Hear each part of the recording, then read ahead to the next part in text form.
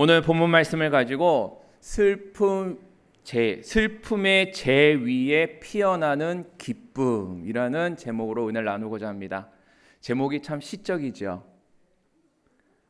아닌가요? 슬픔의 재 위에 피어나는 기쁨. 본문을 보면은 하나님께서 모든 슬픈 자를 위로하시겠다라고 말씀하고 계십니다. 문맥상으로는 1절에 등장하는 사람들이 해당이 됩니다. 가난한 자, 마음이 상한 자, 포로된 자, 그리고 갇힌 자들.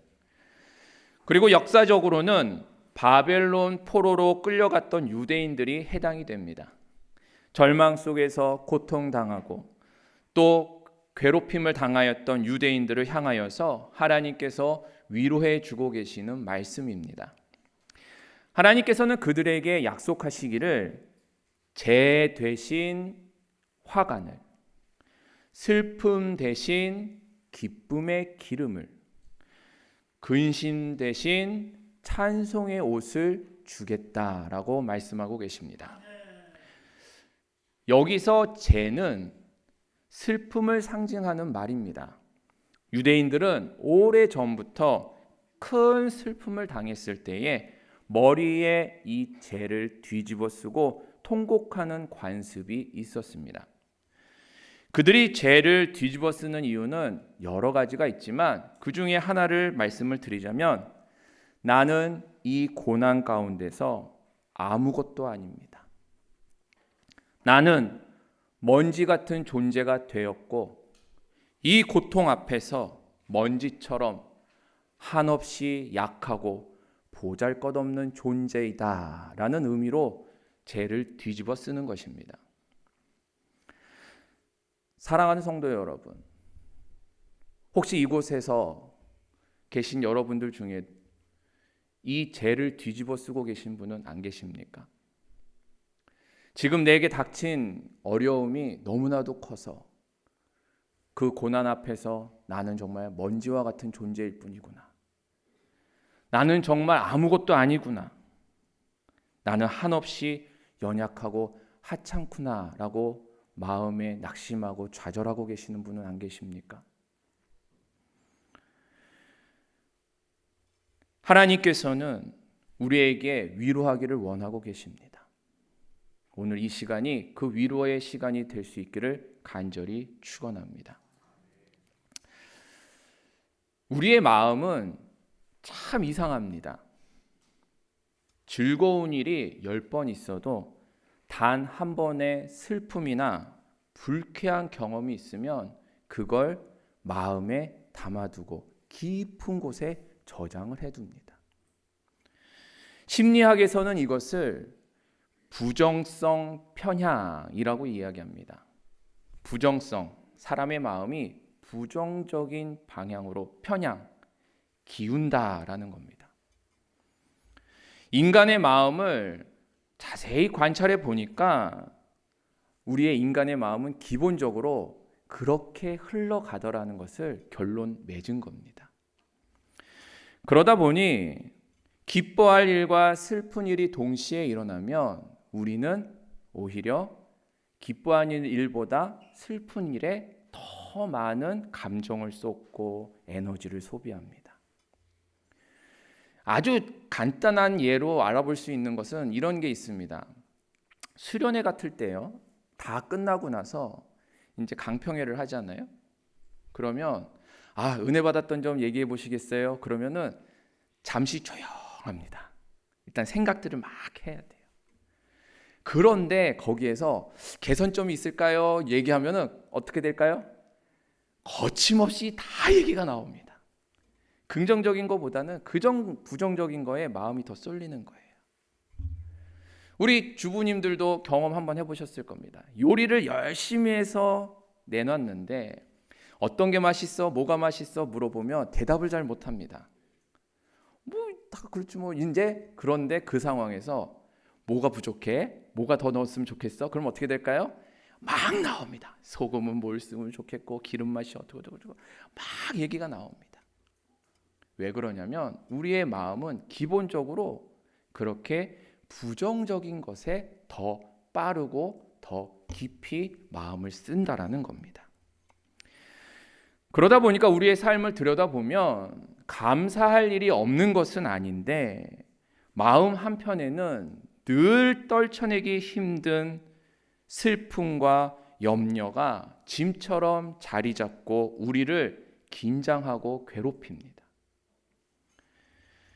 질병이나 취업의 문제, 가족과의 갈등, 직장이나 사업의 어려움, 혹은 자녀의 미래에 대한 불확실한 막연한 불안 같은 이러한 감정들이 우리의 마음을 항상 무겁게 짓누르고 있다라는 겁니다. 그래서 가족 중에 누가 아프거나 혹은 일이 잘 풀리지 않아서 어려움을 당하고 있을 때는요, 아무리 맛있는 것을 먹어도 맛이 나지 않고 아무리 좋은 곳, 아무리 재미난 곳을 가도요, 즐겁지가 않습니다. 모두가 우리의 마음은 그 부정적인 것에 항상 쏠려 있기 때문에 그렇습니다. 그런데 우리 하나님께서는 우리의 이러한 마음의 연약함을 잘 알고 계셔서 오늘 61장, 이사야 61장을 통해서 약속해 주고 계십니다. 우리의 무거운 죄를 벗어 던지고 기쁨을 얻으라고 우리에게 선포하고 계시는 겁니다. 이 말씀을 통해 교훈을 얻어 하나님이 주시는 참된 기쁨을 누리는 저와 여러분들 될 수 있기를 간절히 축원합니다. 첫 번째 교훈입니다. 하나님의 본심은 우리에게 기쁨을 주시는 것입니다. 예레미야 선지자는 예레미야 애가 3장 33절에서 이렇게 가르쳐주고 있습니다. 주께서 인생을 고생하게 하시며 근심하게 하심은 본심이 아니시다. 이 말씀은 우리에게 하나님의 마음을 보여주고 있습니다. 우리에 대하여 항상 선하고 인자하신 마음을 가지고 계신 하나님께서는 결코 우리가 고통당하는 것을 기뻐하거나 즐거워하지 않으십니다. 오히려 우리가 당하는 아픔을 그 누구보다도 잘 알고 계시고 그 아픔을 치유하기를 원하고 계십니다. 그래서 예레미야 29장 11절에서는 이렇게 말씀하고 있습니다. 여호와의 말씀이니라. 너희를 향한 나의 생각을 내가 아나니 평안이요 재앙이 아니니라. 너희에게 미래와 희망을 주는 것이니라. 아멘. 여기서 주목할 점은 하나님의 생각이라는 단어입니다. 하나님께서는 우리를 향해서 늘 좋은 생각, 좋은 마음을 가지고 계신다라는 겁니다. 하나님께서는 우리를 향해 평안과 희망을 주시는 것, 그것을 항상 생각하고 계획해 두고 계시다라는 것을 우리는 이 말씀을 통해 깨달아야 할 것입니다. 하나님께서는 우리가 슬픔의 죄를 뒤집어 쓰고 절망 가운데 무너져가는 것을 원하지 않으십니다. 오히려 그 무거운 죄를 걷어내고 우리를 치유하시고 회복시키시며 궁극적으로는 기쁨과 평안을 누리게 하시기를 원하고 계십니다. 이 하나님의 마음이 가장 잘 나타난 것이 바로 오늘 본문의 말씀입니다. 본문 말씀 3절을 보면 무릇 시온에서 슬퍼하는 자에게 화관을 주어 그 죄를 대신하여 기쁨의 기름으로 그 슬픔을 대신하며 찬송의 옷으로 그 근심을 대신하고 그들이 의의 나무 곧 여호와께서 심으신 그 영광을 나타낼 자라 일컬음을 받게 하려 하심이다 라고 기록하고 있습니다. 이 말씀을 자세히 보면 하나님께서는 단순히 우리의 고통을 제거하시는 걸로 끝내지 않으십니다. 그거를 넘어서서 완전히 새로운 것으로 바꿔주시겠다라고 약속해 주고 계십니다. 죄를 화관으로 바꿔주시고 슬픔을 기쁨의 기름으로 바꿔주시고 근심을 찬송의 옷으로 바꿔주시는 것입니다.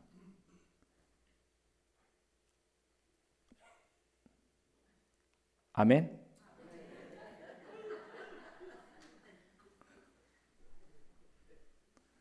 뭐 이렇게 넋 놓고 들으시는 거예요? 아니면은 딴 생각하시는 거예요? 아니면 졸고 계신 거예요? 우리가 너무 익숙하게 듣다 보니까 그냥 그런가 보다 하지만 이것은요 대단한 거예요. 죄는요 죽음과 절망을 의미합니다. 모든 것이 소멸된 것을 의미합니다. 그런 죄가 화관, 승리한 자만이 얻을 수 있는 그 화관을, 그 영광스러운 화관이 되게 해 주시겠다라는 겁니다. 또 슬픔과 이 기쁨의 기름은요 그냥 슬픔이 기쁜가 보다 그것이 아니라 이 슬픔은 사람의 마음을 무겁게 하고 어둡게 하잖아요. 그런데 기쁨의 기름, 즉 그의 삶이, 그의 영혼이 윤택하고 기름지게 해 주시겠다라는 겁니다. 또 근심을 찬송의 옷으로, 그 근심은 사람을 피폐하게 하고 누추하게 하고 초라하게 합니다. 그런데 그것을 찬송의 옷, 아름답게 꾸며진 그러한 찬송의 옷으로 우리를 단장시켜 주시겠다라고 이야기를 합니다. 그냥 그 이전에 어려웠던 것을 쏙 빼서 없애주는 것이 아니라 완전히 탈바꿈을 해 주시겠다라는 거예요. 영광스럽고 윤택하고 기름지게 그리고 아름다운 옷으로 완전히 우리를 탈바꿔 주시겠다라는 겁니다. 이 모든 약속은 예수 그리스도를 통해서 성취되었습니다. 아멘. 예수님께서는 이 땅에 오신 목적을 요한복음 15장 11절에서 이렇게 말씀하고 계십니다. 내가 이것을 너희에게 이름은 내 기쁨이 너희 안에 있어 너희 기쁨을 충만하게 하려 함이다. 예수님께서 이 땅에 오셔서 행하신 모든 사역들, 즉 복음을 전하시고 말씀을 가르치시고 병든 자를 고치시고 악한 영들을 내쫓으시고 마침내 십자가를 지고 죽으셨다가 3일 만에 다시 부활하신 이 모든 이유가 바로 우리 안에 충만한 기쁨을 주시기 위함이라는 말입니다. 부활하신 예수님께서 우리 안에 거하시며 당신의 기쁨이 우리 안에 있어 우리 기쁨을 충만하게 하시는 겁니다. 그냥 예수님이 우리 안에 계시기 때문에 충만해지는 겁니다. 이것이 바로 우리를 향한 하나님의 본심인 줄 믿으시기 바랍니다. 하나님께서는 그 본심을 이루시기 위해서 자기의 독생자를 아낌없이 이 땅에 보내신 것입니다. 우리가 지금 당하고 있는 고난이 아무리 크고 깊을지라도 아무리 어두울지라도 하나님의 궁극적인 목적은 우리에게 예수를 통해 기쁨을 주시는 것에 있습니다. 이 사실을 의심하지 말고 마음에서 잊지도 마시기 바랍니다. 부활하신 예수님께서는요, 지금도 우리 마음에 살아계셔서 예수님의 그 기쁨이 우리 안에 충만하게 하시기를 원하고 계십니다. 그럼에도 불구하고 이미 주어진 그 기쁨을 누리지 못한다라고 한다면 얼마나 우리의 주님께서 속상해 하시겠습니까? 간절히 바라건대 우리 마음 가운데 우리 주님의 본심을 깨달아 그 기쁨을 회복하실 수 있기를 간절히 축원합니다. 두 번째 교훈입니다. 기쁨은 애통하는 자에게 주어지는 선물입니다. 앞서 하나님의 본심을 살펴보았습니다.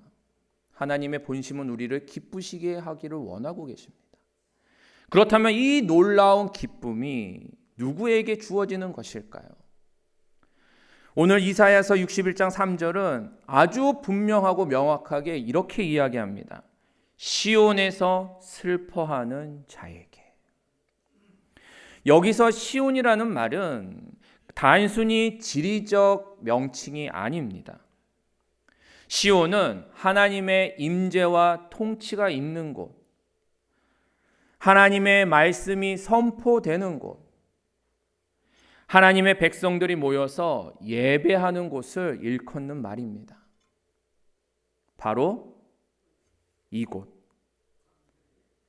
주님 앞에 예배 드리고 주님의 통치를 받고자 모이는 바로 우리의 모임 가운데에 시온이 임하게 되는 것입니다. 따라서 시온에서 슬퍼하는 자는 그냥 자기의 상황을 바라보면서 연민에 빠져서 울고 있는 그 사람이 아니라 하나님의 말씀을 사모하여 그 말씀 앞에 서고자 애쓰며 자신의 죄와 허물과 연약함을 겸손하게 인정하고 오직 하나님의 구원하심을 간절히 바라면서 애통하는 자입니다. 그래서 예수님께서는 마태복음 5장 4절에서 이렇게 말씀하십니다. 애통하는 자는 복이 있나니 그들이 위로를 받을 것이며. 여기서 말하는 애통은 단순히 슬퍼하는 것, 자기 연민에 빠져 있는 것을 의미하지 않습니다. 앞서 말씀드린 것처럼 하나님과 멀어진 현실을 깨닫고 그것이 너무나도 마음이 아파서 눈물 흘리는 것입니다. 내가 죄인임을 깨닫고 그것으로 인하여서 하나님과 더 가까워져야 되겠다라는 그러한 간절한 마음에 나오는 눈물인 것입니다. 구약 시대의 다윗 왕을 보면 잘 알 수 있습니다. 그가 밧세바와 간음을 한 다음에 나단 선지자는 그에게 와서 죄를 지적합니다. 그리고 그 죄를 깨달았을 때에 그는 시편 51편에서 이렇게 고백합니다. 하나님이여 내 속에 정한 마음을 창조하시고 내 안에 정직한 영을 새롭게 하소서. 하나님께서 구하시는 제사는 상한 심령이라. 하나님이여 상하고 통회하는 마음을 주께서 멸시하지 아니하시리이다. 다윗은 나단 선지자 앞에서 하나님 앞에서 변명을 하거나 남 탓하거나 합리화하지 않았습니다. 오히려 하나님 앞에 철저히 자신을 낮추고 겸손한 마음으로 애통했습니다.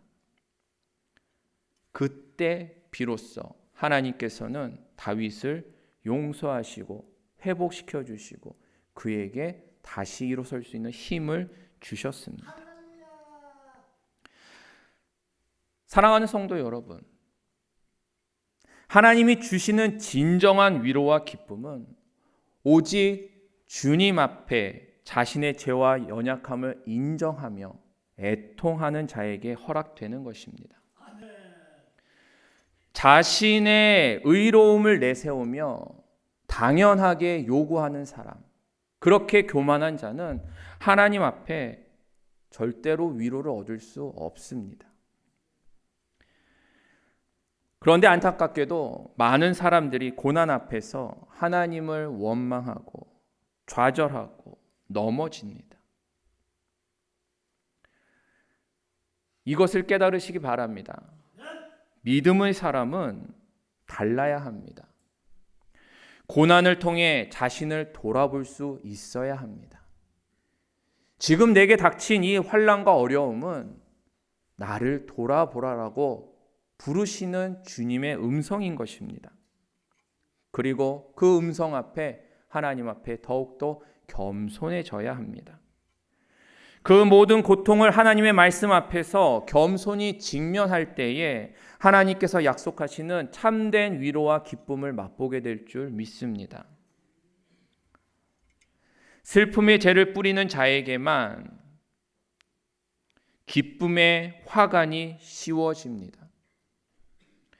오직 시온에서 슬퍼하는 자에게, 오직 애통하는 자에게만 하나님의 참된 위로와 기쁨이 주어지는 것임을 온전히 믿는 저와 여러분 되기를 간절히 축원합니다. 그리고 더 나아가 우리의 메마른 두 눈에 눈물이 다시 흐르고 딱딱하게 굳어진 우리의 마음이 다시 부드러워지기를 기도하는 저와 여러분들 되기를 간절히 바랍니다. 저도 부끄럽지만 눈물을 흘린 적이 언제였는가? 참 오래전에 기도하면서 눈물 흘렸던 기억 외에는 잘 나지 않는 것이 사실입니다. 그런데 우리 주님께서는 위로받고자 한다면 애통해야 된다. 눈물 흘려야 된다. 라고 이야기를 하고 계십니다. 우리가 다시 애통하는 심령을 가지기를 간구하는 저와 여러분 될 수 있기를 간절히 축원합니다. 기도할 때 성령님께서 그렇게 해 주십니다.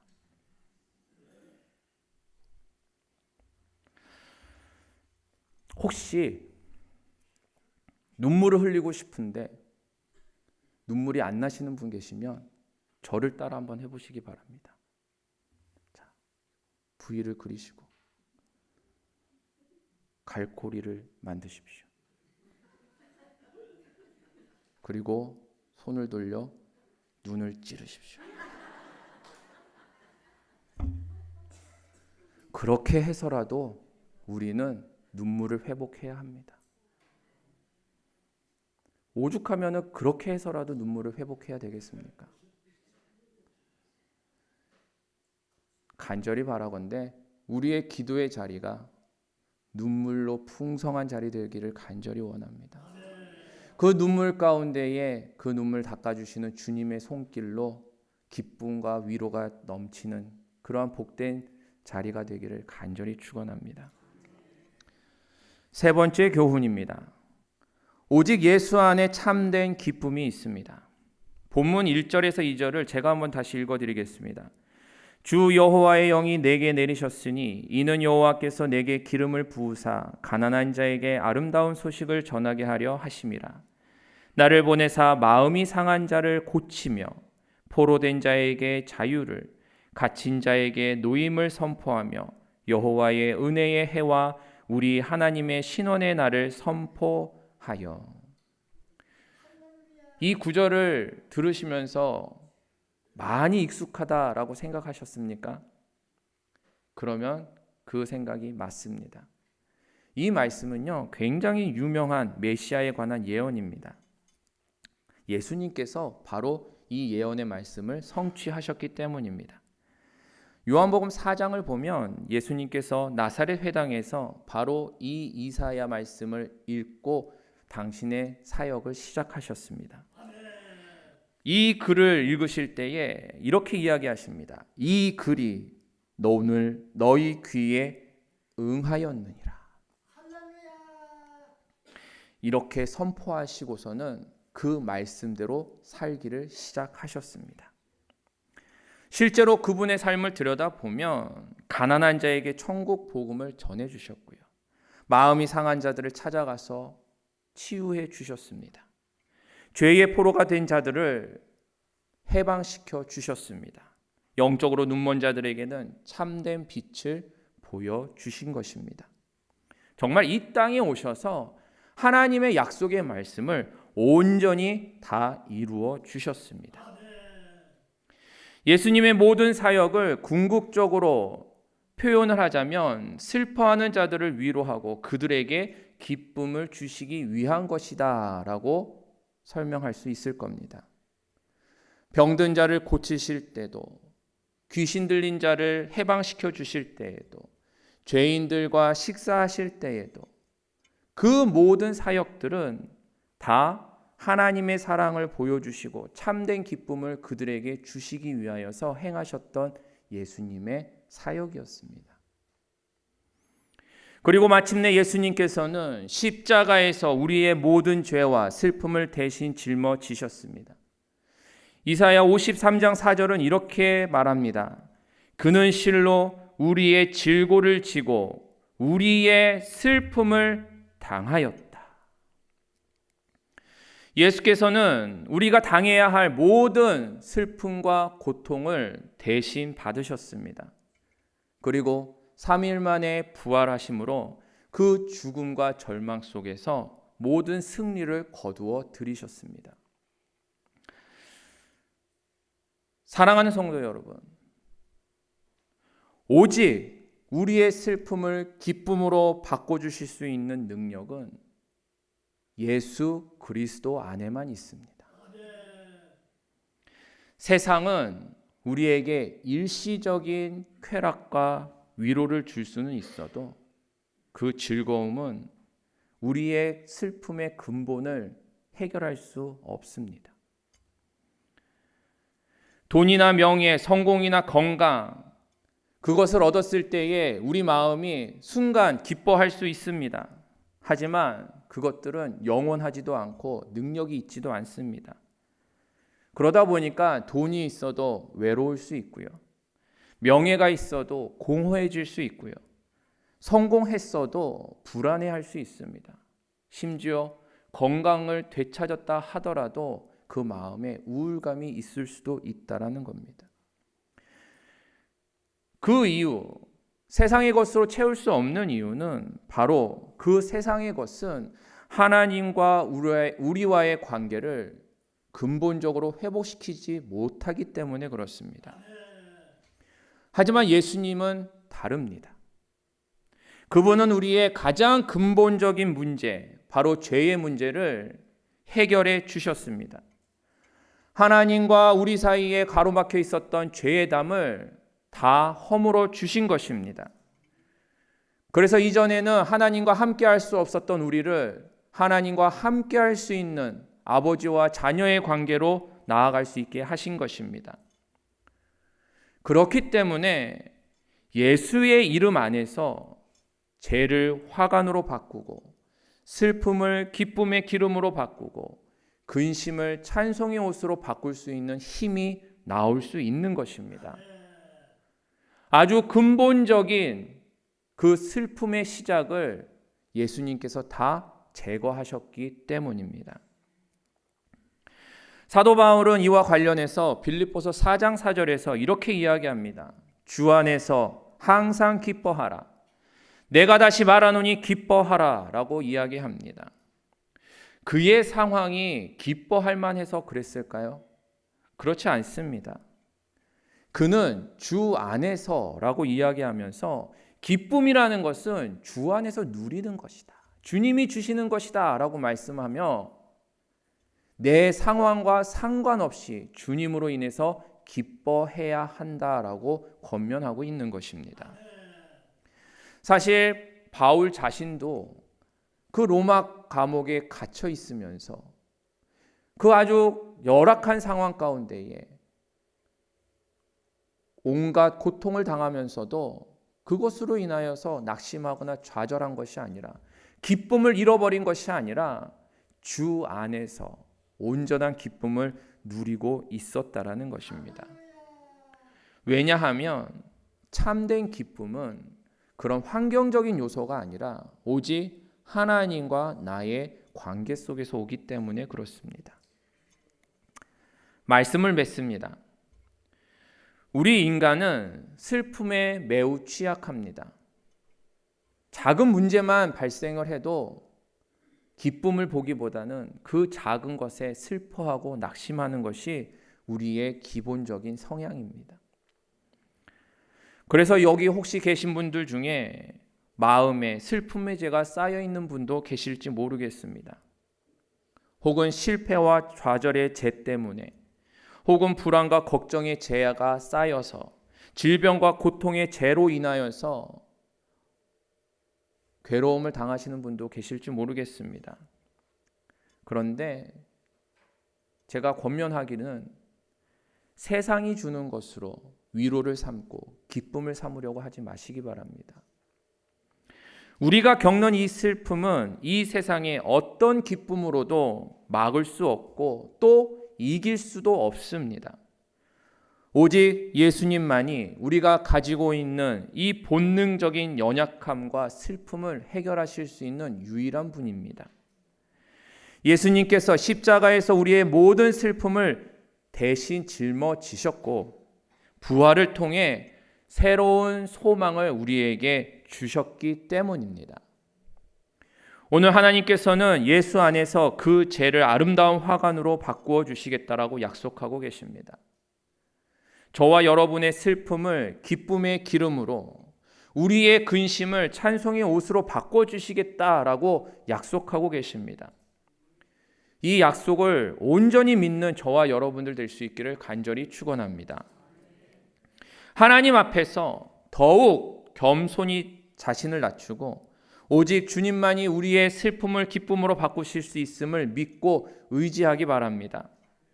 이제 우리에게 남은 것은 믿음으로 그 약속을 붙잡고 기도하는 것입니다.